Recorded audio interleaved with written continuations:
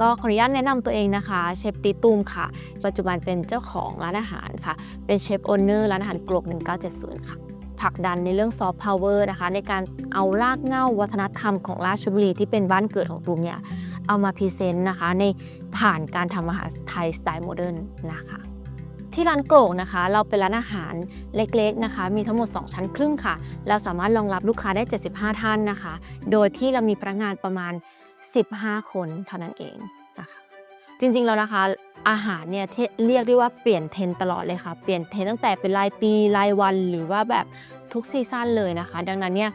และเลชั่นแนลเนี่ยทำให้ตูมมั่นใจเลยว่าไม่ว่าจะเมนูไหนนะคะหรือว่าทุกคนในทีมเนี่ยก็สามารถทำได้ภายใต้การควบคุมมาตรฐานที่แม่นยำค่ะของเตาคอมบิเลชั่นแนลนะคะแล้วก็การทำอาหารนะคะไม่ได้เป็นเพียงแค่รสชาติอย่างเดียวแต่มันคือการเล่าเรื่องที่ควบคู่ไปด้วยกันค่ะถ้าถามว่าตูมเองเนี่ยรู้จักเลชั่นแนลได้ยังไงนะคะก็บอกเลยว่า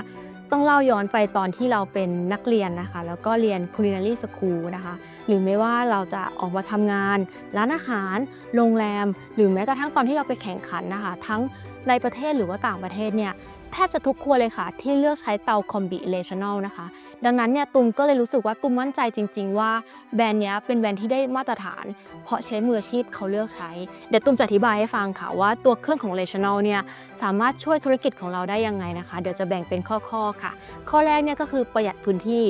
เอาอธิบายง่ายๆก็คือเพียง1ตารางเมตรนะคะเราสามารถผลิตอาหารได้หลากหลายชนิดด้วยเตาคอมบิเลชั่นแนลค่ะเพราะว่าเขาเนี่ยสามารถทดแทนอุปกรณ์ในครัวได้หลายอย่างเลยค่ะไม่ว่าจะเป็นเตานึ่งหรือแม้กระทั่งเครื่องอบแห้งค่ะ2นะคะก็คือการประหยัดเวลาค่ะเนื่องจากความเสถียรของตัวเครื่องเนี่ยแม่นยำมากๆเราเลยสามารถลดเวลาการทำอาหารได้จากแต่ก่อนเนาะเชื่อว่าเชฟทุกคนในโลกให้ความสำคัญกับเรื่องเวลามากๆเพราะว่าอะไร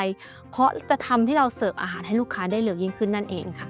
ข้อที่3นะคะก็คือการใช้งานง่ายเรียกได้ว่าในครัวเนี่ยไม่ใช่มีแค่เราคนเดียวเนาะมันก็จะมีพนักงานคนอื่นๆอยู่ในทีมด้วยซึ่งทุกคนในทีมเราสามารถใช้งานได้นะคะโดยที่ได้คุณภาพที่สม่ำเสมอจึงสามารถทำให้เราประหยัดทรัพยากรบุคคลไปได้ด้วยนะคะ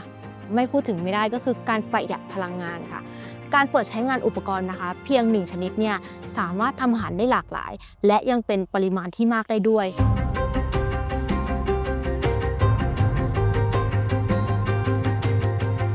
นอกจากตัวเครื่องคืออะไรก็คืองานบริการหลังการขายที่เขาใส่ใจและรวดเร็วค่ะเราจะมีการดูแลนะคะจากทีมดีลเลอร์ที่ใกล้มือไม่ใช่เพียงทีมเดียวนะคะเรายังมีทีม Regional Thailand ที่เขาจะคอยสนับสนุนเราอย่างต่อเนื่องนะคะมันทำให้เรารู้สึกว่าเราไม่ได้ทำงานอยู่คนเดียวค่ะ